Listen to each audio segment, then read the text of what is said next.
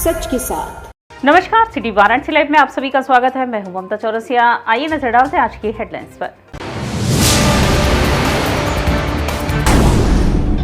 Jhansi medical college हादसे में नवजात शिशुओं की मौत की घटना पर सपा ने दी श्रद्धांजलि। सांसद खेलकूद जोर स्तरीय प्रतियोगिता 2024 का हुआ शुभारंभ।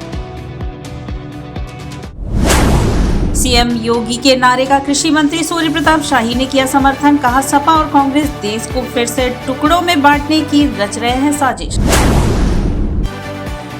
और वार्षिक उत्सव सोच के जरिए समलेम स्कूल भगवानपुर ने दी नई दिशा।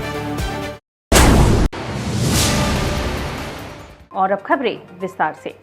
झांसी मेडिकल कॉलेज हादसे में नवजात शिशुओं की मौत की घटना पर सपा ने श्रद्धांजलि अर्पित की। समाजवादी पार्टी ने झांसी मेडिकल कॉलेज में आग लगने से शहीद हुए 10 से ज्यादा मासूमों की आत्मा की शांति के लिए श्रद्धांजलि अर्पित की। इस दुखद घटना पर सपा कार्यकर्ताओं ने सोमवार की शाम को बेनियाबाग से कैंडल मार्च निकाला, जो राजनारायण पार्क बेनियाबाग में श्रद्धांजलि सभा में परिवर्तित हो गई। समाजवादी पार्टी योजन सभा के महानगर अध्यक्ष राहुल गुप्ता ने कहा कि यह हादसा नहीं बल्कि संस्थागत हत्या है। उन्होंने मृतक शिशुओं के प्रति गहरी संवेदना व्यक्त की और कहा कि उस मां के आंसू और भावना को शब्दों में बयां नहीं किया जा सकता, जिसने अपनी औलाद को खो दिया है। समाजवादी पार्टी लोहिया वाहिनी के महानगर अध्यक्ष संदीप मिश्रा ने झांसी मेडिकल कॉलेज की घटना के लिए जिम्मेदारों पर कड़ी कार्यवाही की मांग की है। उन्होंने कहा है कि झांसी मेडिकल कॉलेज में आग लगने से 10 से ज्यादा बच्चों की मृत्यु एवं कई बच्चों के घायल होने का समाचार बेहद दुखद एवं चिंताजनक है। उन्होंने सभी पीड़ित परिवारों के प्रति संवेदनात्मक श्रद्धांजलि अर्पित की है। श्रद्धांजलि सभा में रविकांत विश्वकर्मा, अनूप खरवार, संदीप यादव उर्फ लालू, कृष यादव, प्रवीण कसेरा, देव कुमार, अमन खान, मिर्जा अल्तमस, फिरोज अहमद, ब्रिजेंद्र मौर्य, आशीष यादव, बाबा, जन्नत अख्तर, दानिश मिर्जा, आकाश चौधरी आदि रहे। बीएचयू आईएमएस में मिर्गी जागरूकता को लेकर डॉक्टरों ने रैली निकाली व मिर्गी जैसे रोग को लेकर लोगों में जागरूकता फैलाने का प्रयास किया। बीएचयू के चिकित्सकों ने आईएमएस से रैली निकाली और मिर्गी रोग को लेकर जनता को जागरूक किया। बताते चले कि पहले मिर्गी रोग को लेकर अंधविश्वास की स्थिति देखने को मिलती थी। बीएचयू ने इस भ्रांति को दूर किया और इस रोग का इलाज किया जा सकता है, ये बात जनता तक पहुंचाई और इसी क्रम में मार्च निकालकर बताया गया कि यह बीमारी इलाज के बाद ठीक होती है।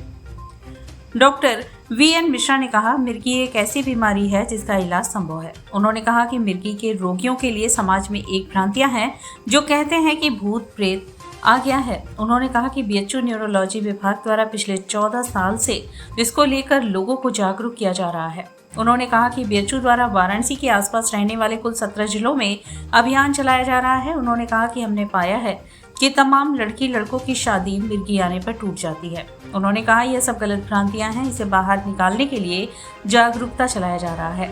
डॉक्टर वीएन मिश्रा ने कहा कि हम सभी ने एक पहल शुरू की है कि अब वाराणसी के सभी डॉक्टरों को मिर्गी पहचान के लिए जागरूक किया जाएगा। इसका प्रमुख केंद्र बीएचयू रहेगा। यह एक अभियान है जिससे शहर से लेकर गाँव तक के डॉक्टर को काफ़ी लाभ मिलेगा और वह इस ग्रुप को पहचान और ठीक करने में काफ़ी मदद करेंगे। उन्होंने कहा कि मिर्गी 30 सेकंड के लिए आती है और उसके बाद आदमी बेहोश हो जाता है। मिर्गी एक ऐसी बीमारी जिसका इलाज संभव है। आपने देखा होगा पूरे दुनिया में मिर्गी के रोगियों के प्रति एक तरीके का घृणा है। लोग कहते हैं कि भूत आ गया, प्रेत आ गया और तमाम लोग जूता सुंघाते हैं। कोई लाश जो चिता जलती है उसे रोटी सेक के खिलाते हैं। कुछ लोग बंदर पालते हैं, कुछ लोग खटमल खिलाते हैं। तमाम ऐसी भ्रांतियां हैं मिर्गी के लिए और लोग डरे रहते हैं और इस तरह की भ्रांतियों से लोग जुड़ जाते हैं।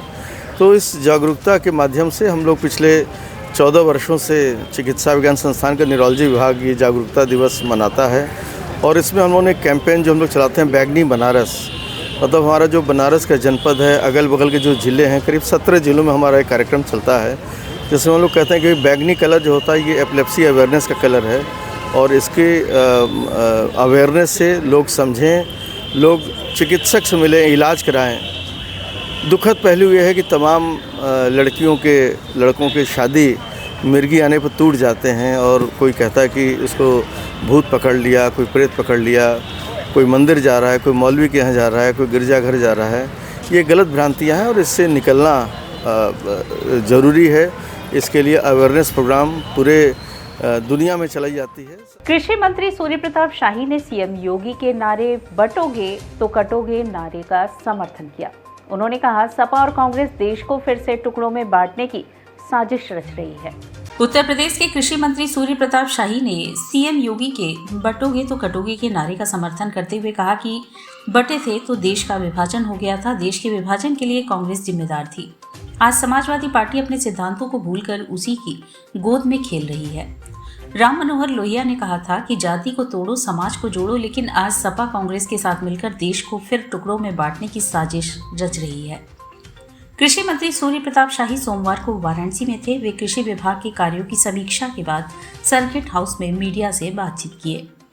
कृषि मंत्री बोले कि योगी सरकार ने उत्तर प्रदेश की उन्नति के लिए 1 डिस्ट्रिक्ट 1 प्रोडक्ट अभियान चलाया। समाजवादी पार्टी के मुलायम सिंह यादव व अखिलेश यादव ने 1 डिस्ट्रिक्ट 1 माफिया का अभियान चलाया। पूरा प्रदेश माफियाओं के आतंक से दहशत में था। पूरे उत्तर प्रदेश का पिता पुत्र ने मटिया मेट कर दिया था।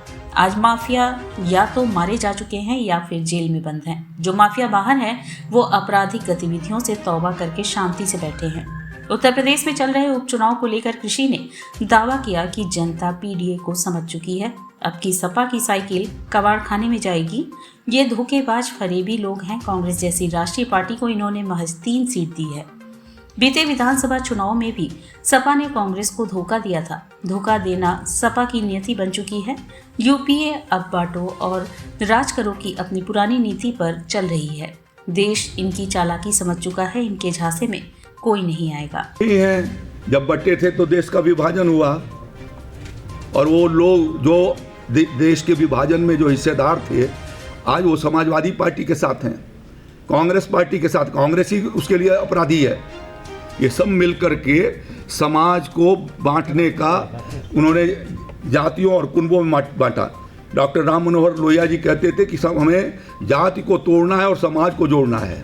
आज वो जात की बात करते हैं, जो पीडीए करते हैं वो बांटने की बात तो करते हैं। तो यदि देश को ये एक तरीके से बांटने की साजिश है। एक समय वो उन लोगों ने ये कहा था कि ये हरित प्रदेश बनाएंगे। तो ये सब जो चीज़ें वो कहते रहते हैं समय समय पर, ये चुनावी स्लोगन है। सच्चाई ये है कि समाजवादी पार्टी 5 बार इस राज्य में आदरणीय मुलायम सिंह जी और अखिलेश यादव जी शासन के भीतर रहे और उत्तर प्रदेश को मटिया मेट करके छोड़ दिया। यहाँ पर अपराधियों का बोलबाला रहा। योगी जी की सरकार 1 डिस्ट्रिक्ट 1 प्रोडक्ट चला रही है और वो चलाते थे 1 डिस्ट्रिक्ट 1 माफिया। और वो ठेकेदार थे जिन्होंने पूरे जनता को तबाह कर रखा था उन जनपदों में। देश की जनता, प्रदेश की जनता इस बात को समझती है और दोबारा उनको ये मौका नहीं देने वाली है। पूज्य सिंधी सेंट्रल पंचायत समाज का द्विवार्षिक चुनाव संपन्न हुआ। श्याम खेमानी अध्यक्ष, राकेश रामरखवानी सचिव और नरेश मेघानी कोषाध्यक्ष निर्वाचित किए गए। वाराणसी के समस्त सिंधी भाषी जनों की प्रतिनिधि संस्था पूज्य सिंधी सेंट्रल पंचायत समाज का पंजीकृत होने के पश्चात प्रथम द्विवर्षीय चुनाव हेतु मतदान आशीर्वाद लांसी ग्राम में संपन्न हुआ। संगठन द्वारा सर्वसम्मति से सकुशल व विधि पूर्वक चुनाव प्रक्रिया संपन्न कराने हेतु ब्रह्मानंद पेशवानी को चुनाव अधिकारी का दायित्व दिया गया था। मतदान के प्रति मतदाताओं में काफी उत्साह रहा। मतदान स्थल पर मतदान के लिए सेल्फी पॉइंट भी बनाया गया। मतदान प्रातः 11 बजे शाम 4 बजे तक जारी रहा। भारी तादाद में मतदाताओं ने मतदान में भाग लिया। अध्यक्ष पद पर कन्हैयालाल कुकरेजा व श्यामलाल खेमानी ने मुकाबले में श्यामलाल खेमानी जी भारी मतों के अंतर से निर्वाचित हुए।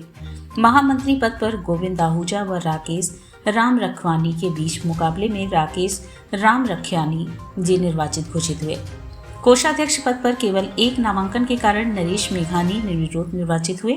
वर्तमान अध्यक्ष ओम प्रकाश बदलानी ने सभी विजयी घोषित उम्मीदवारों एवं मतदाताओं को शुभकामनाएं एवं धन्यवाद ज्ञापित किया।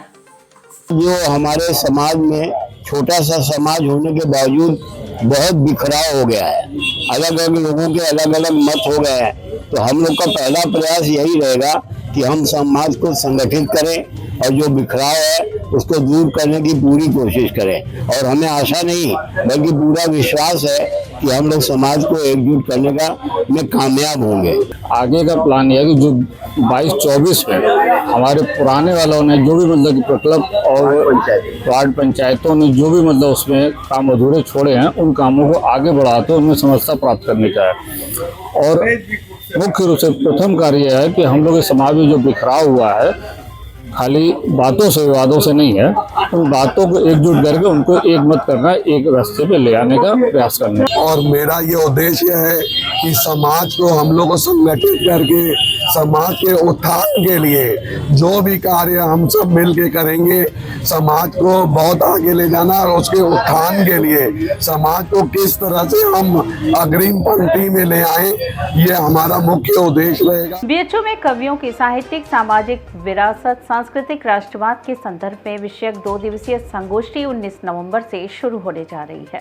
काशी हिंदू विश्वविद्यालय स्थित कला संकाय के हिंदी विभाग, भारतीय सामाजिक विज्ञान अनुसंधान परिषद नई दिल्ली के संयुक्त तत्वाधान में हिंदी विभाग के सहायक आचार्य डॉक्टर सत्य प्रकाश पाल के संयोजन में 19 नवंबर से 20 नवंबर तक हिंदी राष्ट्रवादी कवियों की साहित्यिक सामाजिक विरासत सांस्कृतिक राष्ट्रवाद के संदर्भ में विषयक 2 दिवसीय राष्ट्रीय संगोष्ठी का आयोजन शताब्दी कृषि भवन कृषि विज्ञान संकाय बीएचयू में किया जा रहा है।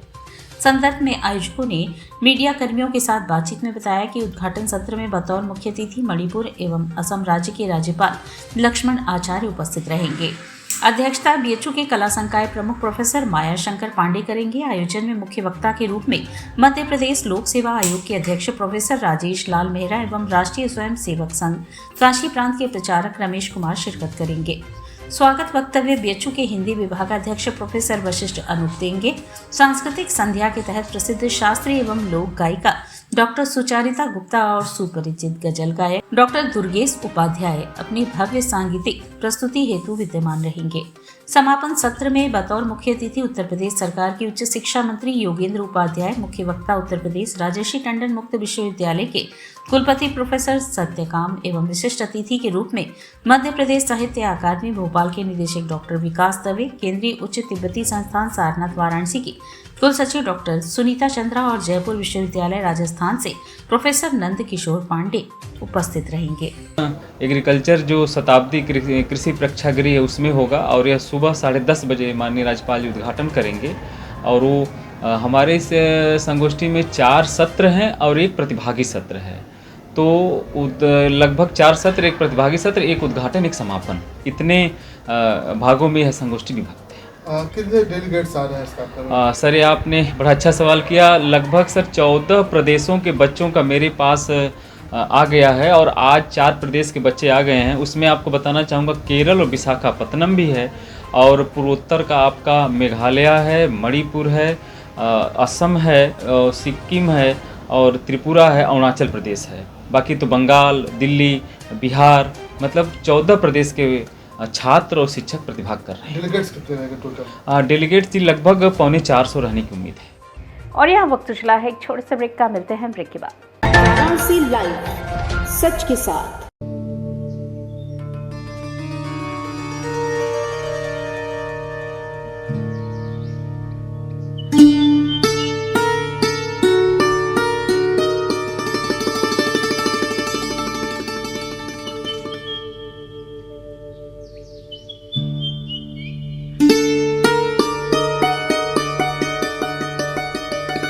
वाराणसी लाइव, सच के साथ।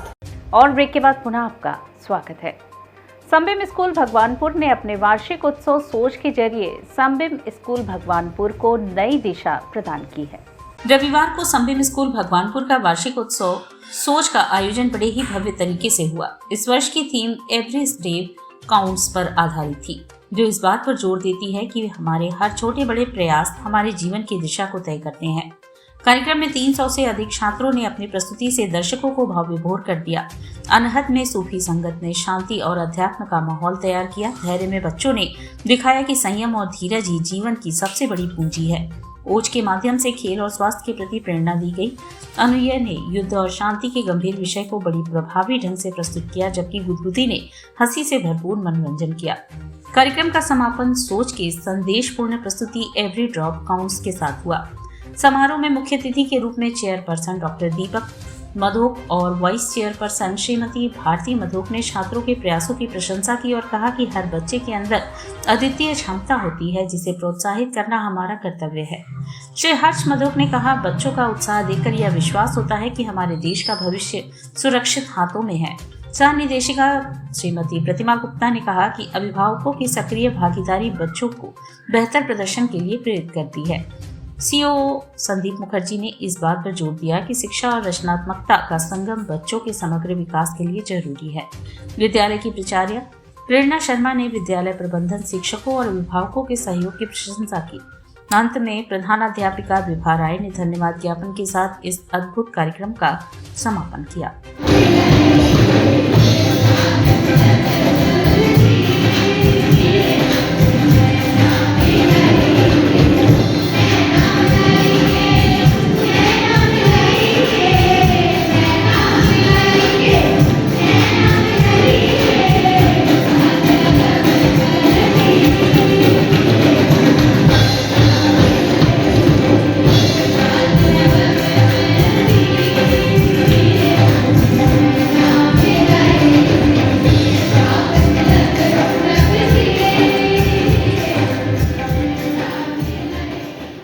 कानपुर अनुकृति रंगमंडल की ओर से नागरी नाटक मंडली में रॉन्ग नंबर नाटक का मंचन किया गया। मैथ के फॉर्मूलों से मोहब्बत के सवाल हल करोगे तो आंसर निगेटिव ही आएगा। ये संवाद है नाटक रॉन्ग नंबर के मुख्य किरदार मानव के फोन पर आए कल्पना की कॉल का।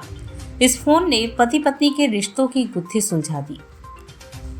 कानपुर अनुकृति रंगमंडल की ओर से रविवार को नागरी नाटक मंडली में नाटक रॉन्ग नंबर का मंचन हुआ। दुर्घटना के बाद मानव का जीवन व्हीलचेयर पर गुजर रहा है। मानव को अपनी पत्नी पर शक होने लगा कि उसके दोस्त संभव से अफेयर चल रहा है। इसी बीच मानव के पास एक रॉन्ग नंबर से फोन आता है। कॉल करने वाली कल्पना अपने जीवन में खुशियां तलाश कर रही थी। कल्पना का अमीर पति उससे उम्र में बहुत बड़ा था। कल्पना का संबंध आकाश नाम के लड़के से था। उसी का नंबर तलाशने में कल्पना ने मानव को फोन कर दिया।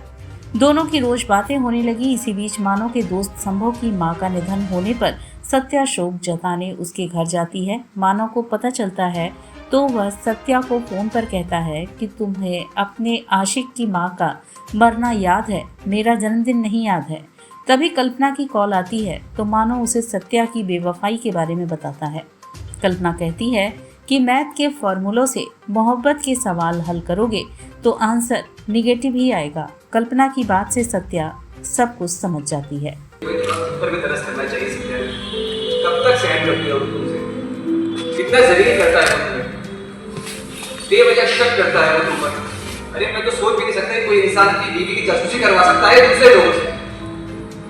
ये सिक छोड़ दो और एक नए सिरे से अपनी जिंदगी की शुरुआत करो। कैसे करूं संभव? वो तुम्हें अपनी तरफ से छोड़ चुका है। तुम्हारा छोड़ना बस एक फॉर्मेलिटी है। अब मेरी तरफ देखो और भूल जाओ। मैं बोला तुम जाओ तो मैं लेकिन हाँ खुद को जरूर मानो। क्यों? उससे मोहब्बत नहीं की है क्या? मतलब बीवी को मार नहीं सकते क्योंकि उससे मोहब्बत की है। खुद को मार सकते हैं क्योंकि खुद से मोहब्बत नहीं की है। देखिए, बीवी को मारिए या खुद मरिए, ये आपका पर्सनल मैटर है जिसमें मुझे दखल देने का कोई हक नहीं। लेकिन मेरी जिंदगी का फंडा ये है कि आदमी जब तक जिंदा है ना उसे मरना नहीं चाहिए। आई उसे तब मरना चाहिए जब मरना बहुत जरूरी हो जाए। अब देखिए ना, मैं आपको कैसे समझाऊं। अगर आपको लगता है कि आपका मरे बिना गुजारा नहीं होता तो शौक से मरिए। श्री सतवा बाबा गौशाला में 20 नवंबर से 26 नवंबर तक पंडित प्रदीप मिश्रा जी द्वारा शिव महापुराण कथा का आयोजन होने जा रहा है।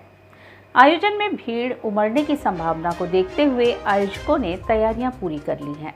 शिव महापुराण कथा पंडित प्रदीप मिश्रा जी की वाराणसी में दिनांक 20 नवंबर से 26 नवंबर तक श्री सतवा बाबा गौशाला डुमरी में होने जा रहा है। इस दौरान 4.5 लाख भक्तों की भीड़ जुटने की संभावना है। इसके लिए तैयारियां पूरी कर ली गई हैं। श्रद्धालुओं ने अभी से ही आयोजन स्थल पर पहुंचना शुरू कर दिया है। इस संदर्भ में सोमवार को कथा स्थल पर आयोजित प्रेस वार्ता में आयोजित समिति के लोगों ने बताया कि इस आयोजन में भक्तों के लिए पंडाल का निर्माण कार्य जोर शोर से चल रहा है। इसमें लगभग 50,000 भक्तों के बैठने की व्यवस्था की गई है। साथ ही श्रद्धालुओं के लिए पीने का पानी, पर्याप्त वायु व्यवस्था, शौच आदि की भी पूरी सुविधा है। भक्तों के आने का क्रम प्रारंभ हो चुका है। गौरतलब है कि इस बृहद आयोजन में बड़ी संख्या में भीड़ जुटेगी। ऐसे में श्रद्धालुओं के लिए किसी भी प्रकार की वीआईपी सुविधा अथवा पास की कोई व्यवस्था नहीं है। भक्त स्वेच्छा से सपरिवार यहां आकर शिव महापुराण कथा का श्रवण कर सकते हैं। सभी श्रद्धालुओं से अपील है कि वे पूरी श्रद्धा और अनुशासन के साथ इस आयोजन में भाग लें और साथ ही प्रशासन द्वारा दी गई सभी सुरक्षा और व्यवस्थाओं का पालन करें। इस भव्य आयोजन के दौरान प्रशासन हर संभव सहयोग देने के लिए तैयार है। 20 तारीख से 26 तारीख तक आयोजित होने वाली शिव पुराण कथा परम पूज्य व्यास श्री पंडित प्रदीप मिश्रा जी सीहोर वालों जी के द्वारा यह शिव पुराण कथा का वाचन होगा। मुझे लगता है आप तैयारियों से स्वयं आप देखें और 20 तारीख से आयोजित होने वाली यह कथा के शिव भक्त भी अभी से यहाँ काफ़ी संख्या में आ गए हैं। हमारी तैयारियाँ पंडाल के में लाइट, माइक और टेलीविज़न काफ़ी हद तक हमारी तैयारियां चल रही हैं। आप देखें हमारी 40 से 50 LED या टीवी लगेगी जिससे श्रोता कथा को सुन सकें। माइक, हॉर्न इत्यादि की व्यवस्था है। हमारे 5,000 गाड़ियों की व्यवस्था है कि वहाँ 4 व्हीलर गाड़ियाँ जो 4 पहिया वाहन होंगे वहाँ आ सकें। रास्तों को जिला प्रशासन और पुलिस प्रशासन सुगमता के साथ अच्छे से रोड बनाए जा रहे हैं कि जिससे आए हुए शिव भक्तों को, श्रोताओं को कोई तकलीफ ना हो। जितनी तैयारियां जिला प्रशासन, पुलिस प्रशासन, जल प्रशासन, नगर निगम, जिस विभाग के सारे विभाग इस कथा में सहयोग कर रहे हैं। काशी रस कार्यक्रम के प्रथम चरण में ममिता मजुमदार ने भरतनाट्यम की प्रस्तुति दी, तो द्वितीय चरण में सात्विक डांस एकेडमी के कलाकारों द्वारा नृत्य का आयोजन हुआ। काशी रस के रूप में काशी की संस्कृति के नवीन स्वरूप को जन सामान्य से अवगत कराने एवं भावी पीढ़ी को सांस्कृतिक करने के उद्देश्य से पुलिस कमिश्नरेट वाराणसी की अप्रतिम पहल पर सुबह बनारस के अंतर्गत काशी रस जैसे अद्भुत कार्यक्रम को प्रत्येक रविवार को संचालित किया जाता है। जिला प्रशासन की अभिनव पहल पर सुबह बनारस के अंतर्गत घाट संध्या कार्यक्रम के प्रथम चरण में कोलकाता से पधारी युवा कलाकार ममिता मजुमदार दत्ता ने भरतनाट्यम नृत्य का शुभारंभ शिव स्तुति अष्टपदी मैं तो नहीं जाऊं जमुना तीर समापन मीरा कथा से किया। द्वितीय चरण में सात्विक डांस एकेडमी के प्रबंधक नेहा केसरी एवं सौरभ त्रिपाठी ने कार्यक्रम का शुभारंभ गणेश पुष्पांजलि एवं समापन कीर्तनम से किया। उदयमान कलाकार जिसमें रुचि, मान्या, महिमा, प्रियांशु, कनिष्का ने श्री रामचंद्र कृपालु भजमन पर अद्भुत नृत्य की प्रस्तुति की। समस्त कलाकारों ने पद, लय, ताल एवं बाकी चितवन एवं लास्य भरे सौंदर्य के माध्यम से दर्शकों के हृदय को आनंदित किया। कलाकारों को प्रमाण पत्र विजय गुप्ता, KBL श्रीवास्तव ने प्रदान किया। प्रमाण पत्र प्रदान करने के साथ उनकी संगीत साधना की भी प्रशंसा की। धन्यवाद ज्ञापन श्याम कुमार केसरी ने किया। कार्यक्रम का सफल संचालन सीमा केसरी ने किया। इस अवसर पर कृष्ण मोहन पांडे सहित भारी संख्या में दर्शकगण उपस्थित रहे। सांसद खेलकूद जोन स्तरीय प्रतियोगिता 2024 का शुभारंभ हुआ। काशी सांसद खेलकूद जोन स्तरीय प्रतियोगिता 2024 का शुभारंभ सोमवार 18 नवंबर को किया गया। जोन स्तरीय कार्यक्रम 21 नवंबर तक चलेगा। वरुणा पार जोन के अंतर्गत यूपी कॉलेज में हुए कार्यक्रम में महापौर अशोक तिवारी, आदमपुर जोन का कमलाकर चौबे आदर्श इंटर कॉलेज एवं कोतवाली जोन का DAV इंटर कॉलेज में विधायक व पूर्व मंत्री डॉक्टर नीलकंठ तिवारी तथा भेलुपुर जोन के CHS बॉयज स्कूल एवं CM एग्लो बंगाली इंटर कॉलेज एवं दशाश्वमेध जोन का जय नारायण इंटर कॉलेज रामपुर में विधायक सौरभ श्रीवास्तव ने कार्यक्रम का शुभारंभ किया। खेलकूद कार्यक्रम के दौरान प्रतिभागियों को सम्मान पत्र भी वितरित किया गया। काशी सांसद प्रतियोगिता 2024 के महानगर संयोजक महामंत्री जगदीश त्रिपाठी एवं 21 नवंबर तक चलने वाले खेलकूद प्रतियोगिता महानगर संयोजक Madhukar Chitransh, Ashok Patel, Alok Srivastava, Abhishek Mishra, JP Singh, Arvind Singh, doctor Hari Kesari, media प्रभारी किशोर सेठ, गोपाल जी गुप्ता, दशाश्वमेध जोन में संयोजक रजत जायसवाल, सह संयोजक विवेक सिंह सोनू, वरुणा पार जोन में संयोजक मनोज सोनकर, सह संयोजक सचिन सोनकर, भेलुपुर जोन में संयोजक सोमनाथ मौर्य, सह संयोजक मिठाई लाल यादव, आदमपुर जोन में संयोजक संदीप चौरसिया तथा कोतवाली जोन में संयोजक योगेश सिंह पिंकू, सह संयोजक जय विश्वकर्मा, सभी मंडल अध्यक्ष पार्षदगण आदि के संयोजन में प्रतियोगिता का आयोजन हो रहा है।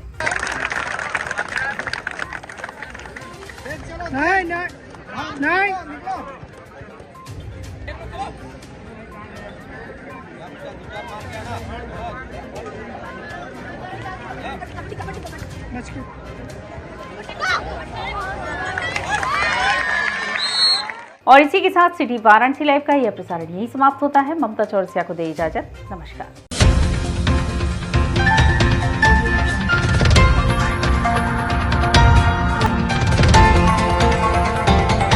वाराणसी लाइव, सच के साथ।